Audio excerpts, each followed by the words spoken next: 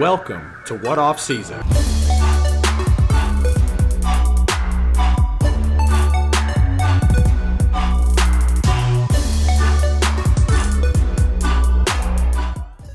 You already know what time it is. Welcome back to the What Off Season podcast, everybody. Coming up next, having a heavy debate here on Joe Burrow and Tua Tagovailoa. Who would you rather have as the franchise player to cornerstone your team? Plenty of college teams were hit by the NFL draft this year. We're going to take a look at who was really impacted and how they prepare from here on out. Subscribe to the show on Apple Podcasts, YouTube, Spotify, and wherever podcasts are at. Our social media handles have changed as well, and they're right here for you to make sure you can stay in the loop to find our Facebook, our Instagram, and our Twitter. That's my guy coming up next. I'm going to start here with an NFL segment called That's My Guy. If you watched the season slate on Instagram and Facebook, you knew this was coming to kick off the show. So really, I think there's only two players in this draft that really jumped off paper to me that I really felt like could cornerstone a franchise. Yes, they are quarterbacks, and yes, it is Joe Burrow and Tua Tagovailoa. I want to break both of these guys down and just really see who can cornerstone a franchise, who's got those intangibles to be able to take a team to the next level. We're going to look at their stats, of course.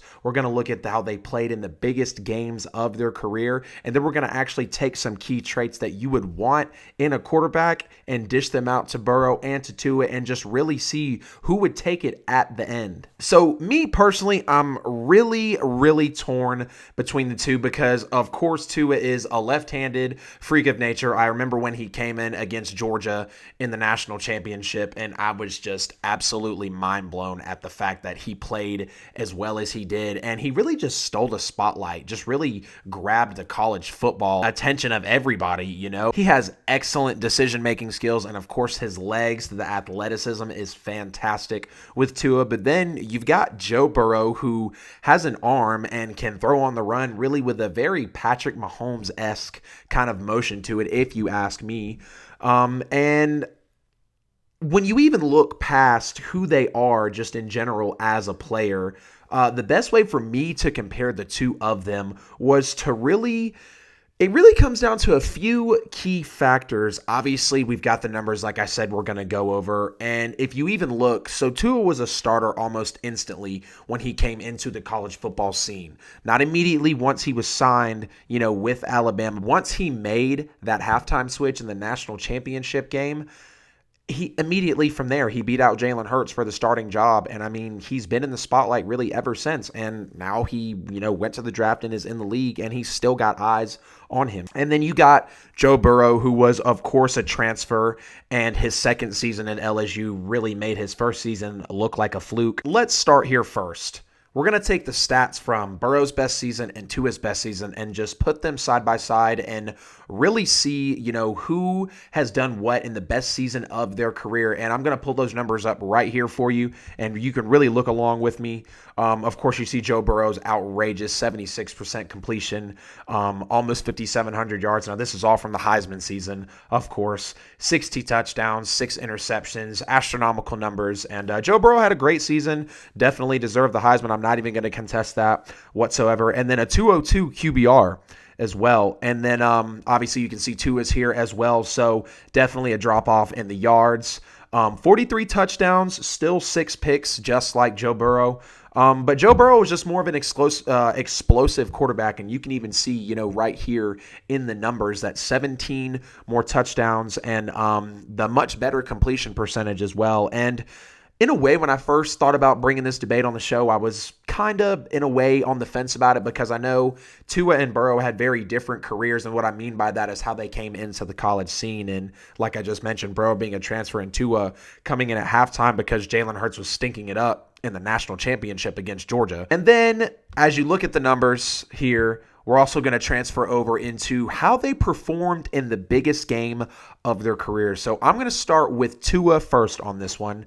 His biggest game was easily the national championship, of course, against Clemson. And I'm going to put some of his numbers up here as well for you guys so you can see how he performed in that game. 295 yards, 2 picks, one really ugly pick six when A.J. Terrell took it back to the house. It was a terrible blowout loss to the hell-raising Clemson Tigers, who were obviously they were that offense. I mean, literally what LSU was this season is what the Clemson Tigers were when Tua had to face off against them. And even with Tua having Alabama at the 1 seed, just to really not be that big game quarterback he needed to be. And you can even look here, this was easily Tua's worst game of his career. And like I said, do not let the stat line fool you guys. And anybody who even watched that game knows that that was Tua's worst game. He was off his rocker. He was not composed at all. And I mean, he was just, like I said, he might have thrown for 300 yards and had 2 touchdowns, but the pick six was, I think after the pick six, the game was downhill for Alabama, but that's here nor there. And, now we're going to look at Joe Burrow's biggest game, which was easily the national title against Clemson. And I say this is the biggest game, not the one against Texas, because I know a lot of people say Joe Burrow's Heisman moment was made in that third down throw against Texas. Even Ed Orgeron, his head coach, thinks the same. But I think this game is what really obviously solidified Joe Burrow in LSU's history, bringing the championship back to LSU, after 10 years and just being able to play the way he did. But I'm going to throw his stats up here for you as well. You can see 463 yards, 31 for 49, 5 passing touchdowns, 1 rushing touchdowns, no interceptions whatsoever. And this was all on a Clemson team who led the nation in defensive yards and points allowed. So Joe Burrow absolutely demolished the best defense in the country. No ifs, ands, or buts about it. Won the national championship after winning the Heisman, demolishing Oklahoma in the game before, and the record books by the time the season was done. I mean, Joe Burrow smashed so many numbers with the passing yards, with the passing touchdowns, with the completion percentage, with the school's history books, and it was fantastic. Joe Burrow had a season for the books. He deserved to be the number 1 overall pick, and he deserved to win the Heisman, simply put.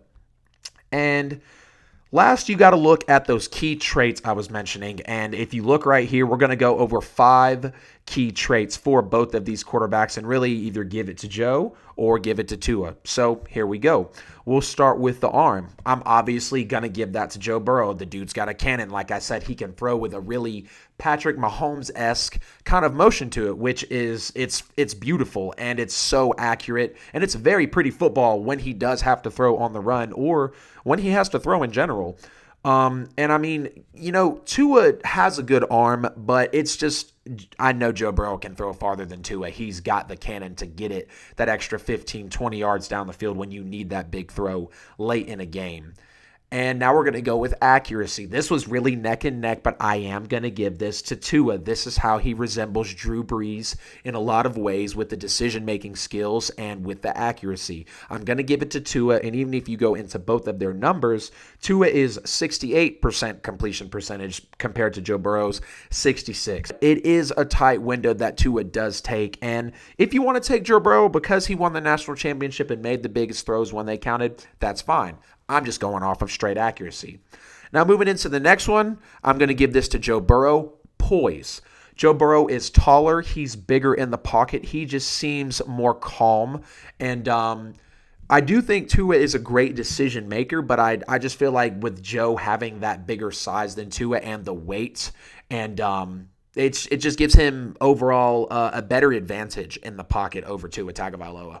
And again, for the next one, vision, I'm going to give that to Joe Burrow as well because it really goes hand in hand with the poise and the fact of his height. He's a big quarterback. He stands big in the pocket. He's a physical dude. And overall, he's just got a good vision for his receivers. And if he needs to scramble out of the pocket to take the football down the field, he will absolutely do that. And I'm going to give this one to Tua. Unfortunately, the only other one Tua is going to get is athleticism. Now, I love Tua's athleticism. I am a sucker for athletic quarterbacks, but with Tua specifically being left-handed and athletic, it makes him that much more gifted, if you know what I mean. And he's faster than Burrow in the pocket. He's more agile than Burrow in the pocket. And like I said, I'll give Joe the size, but if I'm going to depend on somebody to pick up a 3rd and 6 with their legs, I'm definitely going to give it to Tua. He can throw well on the run too. Now he doesn't have the arm like Joe Burrow, but I will give the athleticism to Tua Tagovailoa. Now, if we're coming down to the very end, who is your guy? Well, I'm going to tell you specifically, I would take Joe Burrow over Tua Tagovailoa, but not by a very big margin. If you knock off Tua's pesky injuries, and he is so lethal with his accuracy and his legs, and I think it'll be fantastic watching Tua Tagovailoa and Joe Burrow face off against each other in their rookie years, and I'm going to love seeing that Rookie of the Year race. This NFL season coming up is going to be great, chock full of rookies, and I think these two are going to be the highlights of the year. Transitioning into another draft topic, so this is probably going to be my favorite topic for the draft in general. So I want to talk about the biggest shock of the draft. And I'm going to just go ahead and tell you right now, it was when the Philadelphia Eagles drafted Jalen Hurts. I didn't understand why they drafted Jalen Hurts. I was confused. Wentz is young. They just paid him a lot of money. Given his durability is a concern, but the Eagles have continued to believe in him even after he got hurt again and Nick Foles had to come in the season after, the Super Bowl win. And, but I dug really deep into this, and I was looking at some of the Eagles' needs, and there was a good reason, a definite silver lining as to why the Eagles signed Jalen Hurts. So I was surprised, not because of the pick number, but just like I said, simply because of the team. Why the Eagles, when they have Carson Wentz, who they just inked to a huge $108 million deal with 63 of it guaranteed. So much money that they paid this man, and now they're going to have to go and pay another first-round draft pick in Jalen Hurts. And he's in the first year of that contract, Carson Wentz is, and he's 27 years old. So I just didn't really feel like there was any wiggle room. I definitely feel like the Eagles really maybe could have even used another running back or wide receiver. But, whatever. I still found the silver lining in it that the Eagles were looking for. So why did the Eagles necessarily draft Jalen Hurts? Well, for starters, I don't think Carson Wentz is that great of a quarterback. He's got his days. He's got his days, honestly. I get it. The would have been MVP season had he not have been ridiculed and absolutely destroyed by blowing out his knee with the ACL injury. I understand all of that in 2017. But what has he done since then? Honestly, just ask yourself that question. What has Carson Wentz done since he got the Eagles home field advantage with the 11-2, 11-3 record and then blew out his ACL? Where has he taken the Eagles since that? His injury history is the biggest concern to me, and some people can seem to look past it, but I cannot look past it. I think the Eagles look really silly right now. But they have a good player in Jalen Hurts, and I'm going to tell you next, right here, what the Eagles are going to plan to do with Jalen Hurts. So if you look at it simply straight up, Jalen Hurts was a player that no team wanted to pass on, even if the Chiefs would have drafted Jalen Hurts if they could have. I'm telling you that right now. If everything was well and lined up, the Chiefs would have taken them. Any team in the league would have taken Jalen Hurts because of his decision-making skills, his athleticism, and his leadership. Those three traits set him apart simply from a lot of quarterbacks. And, going into just a little bit of detail, the way he rushes the football is insane. It's almost like a powerful Lamar Jackson, really, if you think about it. But the athleticism, the speed, the leadership, the decision-making are all staples in a quarterback that he possesses. And no major injury history, really. But what I'm about to mention is ultimately what Jalen Hurts brings to the table. Versatility. I'm going to say it one more time. Jalen Hurts brings versatility to the NFL. Taysom Hill 2.0, if you don't know what I'm talking about, is exactly what the Saints are doing with Taysom Hill, is what the Eagles are going to do with Jalen Hurts. Quarterback, tight end, wide receiver, running back. You can run him in the Wildcat. You can run the triple Heisman backfield like the Ravens do. You can, like the Saints, run him in the slot, run him at running back, fullback, tight end. If you wanted the dude to return kicks, he really could for you. But tell me Jalen Hurts could not become a utility player in the league with what he's already been asked of from other teams, referring if he wanted to try out for another position. So I know Jalen Hurts would entertain this idea. He's an athlete. He's a great, humble kid. And look how humble he was when look how humble he was when Tua took his job. He sat on the bench for a year and then transferred his senior year going to Oklahoma. Humble dude. Very humble guy. He's an all-around athlete, and he's clean with the football, takes really good care of the football, throws a great football, runs great with the football. He is just he is a great leader to have on your team. It's almost like a veteran presence. Just give him some time. And if you even look at it, Jalen Hurts was running options in college before Lamar Jackson made it work in the NFL. If you're just tuning in, just skipping ahead to this podcast or YouTube video, I am Adam Lewis, host of the What Off Season Sports Podcast. Don't forget to follow us on Facebook, on Instagram, on Twitter. Follow us on Apple Podcasts, YouTube, Spotify, everywhere podcasts are at. Moving on over into college football now, I wanted to take a look at the top 4 teams that were really hit by the NFL draft, the players they lost specifically, and just how they're going to prep for next season. I'm going to start with LSU. We all know Joe Burrow, number 1 overall pick. Clyde Edwards-Helaire, their running back, actually went to the Super Bowl champions, the Kansas City Chiefs. Justin Jefferson is gone. The safety Grant Delpit is gone also. Linebacker Patrick Queen left as well, off to the draft. And really, it's more of a question of who didn't LSU lose to the draft this year. Simply put, they lost the core, the captains of both sides of the football. But if you really look, Ed Orgeron has plenty of pressure on him now as all of the national championship key players have moved along. Burrow is gone. Your running back is gone. Your star safety is gone. Your wide receiver is gone. LSU literally was picked from in the draft, simply put. And recruiting will be everything for the purple and gold this year. Can Ed Orgeron find another possible diamond in the rough like Joe Burrow was? Can he go out and get the recruits he needs to take Louisiana to another national championship? The second team that was super impacted by the NFL draft was the Georgia Bulldogs. They lost Andrew Thomas on the offensive line, Isaiah Wilson as well, running back DeAndre Swift, quarterback Jake Fromm, of course. Solomon Kinley is out of town, Charlie Warner, and Tay Crowder. All of these guys specifically lost to the NFL draft, and the Dogs lost the core of their offensive line and alongside their quarterback and their running back as well. But Georgia fans really should be happy about Jake Fromm leaving, because me being a Dogs fan, I loved Fromm's freshman year. I love everything he did and really kind of got the monkey off our back by taking a good Georgia team finally to the national championship, but he still couldn't win it, and the sophomore slump was it was rough in my opinion. And then the year after, I wouldn't say it was any better, maybe a little worse, but he never had a year as good as his freshman year. And he just really left Georgia hanging by a string every year, I felt like. But I know Georgia's got Jamie Newman as the transfer coming in and another 5-star recruit at quarterback, if I'm not mistaken. And the O-line will need to be fortified as much as they possibly can, as many of their key players are gone. Specifically, Andrew Thomas provided great protection for Jake Fromm in the pocket. And Georgia really turned it around in the recruiting. I'm confident that they'll be able to get the recruits that they need, because when Kirby came over from Alabama, Georgia took the top spot that year in recruiting and took it from Alabama. And like I said, I'm confident they'll refresh their roster in time for some good football.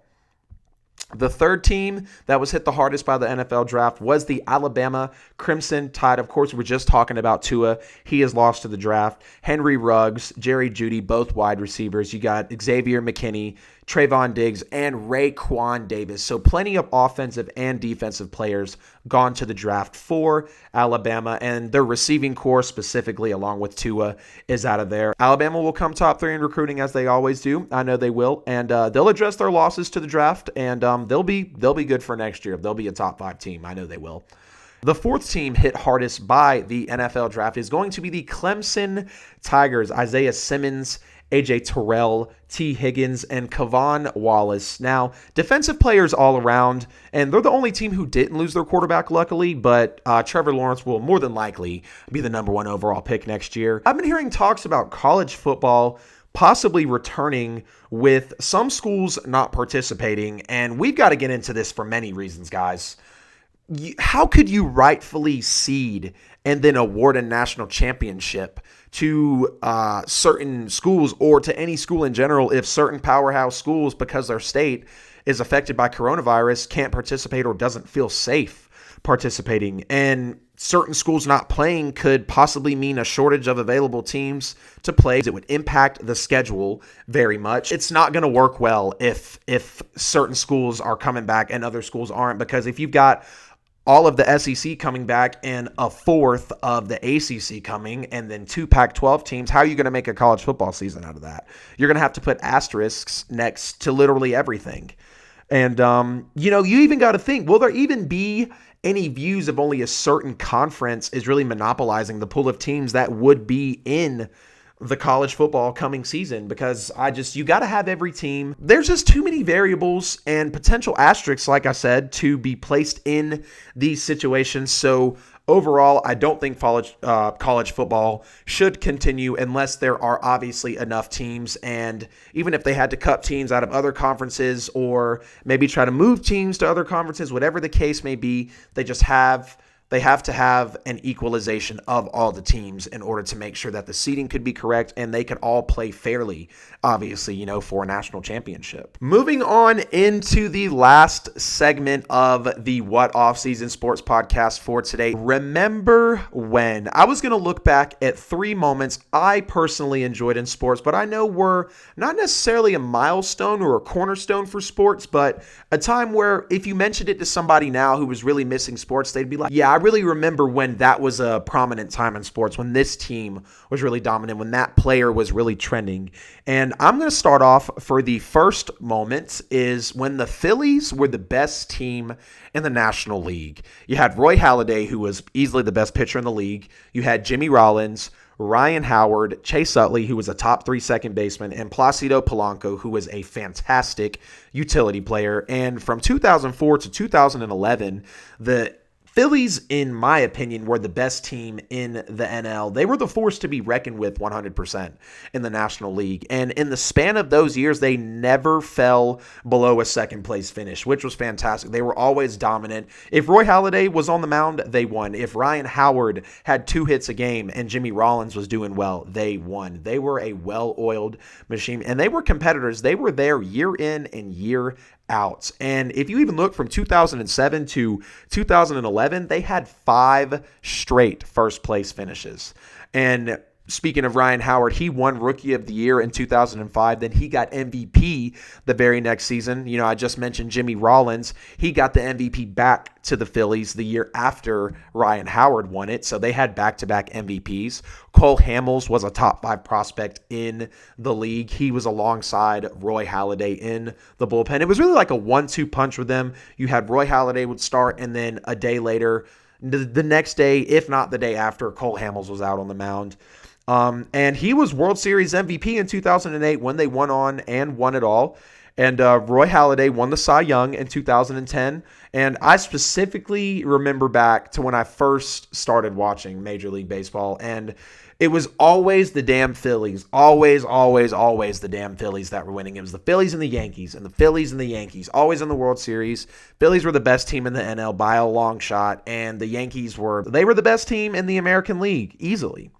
And Roy Halladay, like I said, easily the best pitcher at the time. And his career accolades show for it. He had a no-hitter or 2. It might have even been a perfect game in the playoffs. He was a multiple-time Cy Young winner. He would win you 10, 15, 20 games in a season. He was the Doc. Rest in peace to Roy Halladay, though. Moving on to moment number 2, when Tim Tebow was relevant in football with the Florida Gators and with the Denver Broncos. Remember when he won the Heisman in 2007 and was a finalist every year for the Heisman outside of that when he was in college football. In 2010, the Tebow rule came out where you couldn't have any messaging on your eye black or on your eye paint. He always used to put his Bible verses, which is a good trademark of his. And the Broncos traded 2nd, 3rd, and 4th round picks all to get Tebow 25th overall in the draft. And just his 2nd year in the league, right after his rookie year, he was in the NFL leading the Broncos to the divisional round. And I love Tim Tebow. I've always liked left-handed quarterbacks, Mike Vick, Tua, like I was just talking about, Tim Tebow. And Tim Tebow had an interesting delivery as well. He almost had that baseball-like delivery. Like he threw sidearmed, almost like at a 3/4 / sidearm throw, but not 100% that fashion. And I mean, do you guys remember Tebowing? Tebowing was so viral. I remember there was so much backlash. One day it was positive, the next day it was rough. But I love Tim Tebow. In my opinion, the most underrated college football player of all time. I'll say it again. Tim Tebow is the most underrated college football player of all time. Tim Tebow was a fantastic. He was a fantastic athlete. He was a tank. He would run you over. He could run past you. He had a gun, the leadership, and he was just a humble dude, a great gentleman. Anybody would have loved having Tim Tebow as their teammate. And a couple more moments here for the Remember When segment here on the What Offseason Sports Podcast. We all remember the 2007 Celtics. They were that textbook, fundamental, smash-mouth basketball team that highlighted really a better time of the NBA. Of course, Paul Pierce was the truth. Rondo was one of the best point guards in the game, the best passer at that time. I mean, Rondo was the best passer in the game at the time. Kevin Garnett, KG, couldn't be messed with in the mid-range or down low. And Ray Allen was easily the best three-point shooter in the league and in history up until Steph Curry obviously took the spotlight. And it was really remarkable because I don't know if you guys remember, but before the 2007 season, when they went on to win the championship, that season they aggressively traded for Ray Allen and Kevin Garnett before the start of that season. Paul Pierce could play ISO with anybody in the league. Rondo had some of the craziest handles and was the best passer in the game. And they even went on, like I said, 2007, they won the championship. They went on to beat Kobe Bryant and the Lakers in 6 games. Lob City, the 2012 Los Angeles Clippers. Chris Paul, Blake Griffin, DeAndre Jordan, Jamal Crawford, sixth man of the year, best sixth man to ever play in the game. Caron Butler. These guys were a well-oiled machine. They were a great team. They could get hot and start spraying from downtown at any moment. Blake Griffin was still struggling with the jump shot, but Lob City was a thing. CP3, Blake Griffin, and DJ, they were all in unison on throwing lobs. It was great. They were literally a human highlight reel. And this, in my opinion, Chris Paul, Blake Griffin, DeAndre Jordan, that was the prime of their career. I think Jamal Crawford was the best with the Clippers as well, but he was fantastic with every team. And this team was loaded with talent, and they were really primed for the title. But the thing about the Clippers, and it really let me down because I really pulled for the Clippers back in 2012, and that was really when I first started watching basketball. And the team was extremely young, though, a super-duper young team. And that was right when Doc Rivers took over the helm. They had just fired Vinny Del Negro. And like I said, Doc Rivers came on. And there were rumors that Doc Rivers was kind of hard to get along with. Chris Paul had said it a little bit. So did DJ. So did Blake when all of them finally split. But this team was a highlight reel. I mean, Lob City, literally. Super duper flashy. And they were phenomenal at it. I mean, they were super phenomenal at it. And this squad, in my opinion, definitely goes down as one of the most untapped potentials I've ever seen in a basketball team. That's it for today's episode of the What Offseason Podcast, everybody. I appreciate everybody again. Thank you so much for sticking with me to the YouTube transition, for tuning into every episode we have ever put out. I hope you guys have really enjoyed this episode that I love piecing together for y'all. Of course, go find us on YouTube, Apple Podcasts, Spotify, wherever you get your podcast from. Go subscribe to us on the show and be sure to write a review. Throw in some topics that you would specifically like to hear on the show. If I'm talking about too much of something, tell me. If you want to hear it on the show, tell me. If you want to be a guest on the show, go down in the comments on Instagram, Facebook, tweet me on Twitter. All of the information is right here for you guys. You can go comment on the YouTube. I will talk back to you guys. I promise. I will interact with you. If you want to stay in the loop of the show, but you're kind of in a hurry, you can always go to Facebook, Instagram, and Twitter. We've got new content coming out every single day, especially on Facebook and Instagram, guys. So don't miss out for content posted frequently. The banner on Facebook and Twitter contains everything you need to stay in the realm of What Offseason. Here's the banner again for all of the updated social medias, all the platforms we're on. This is What Offseason signing out, guys.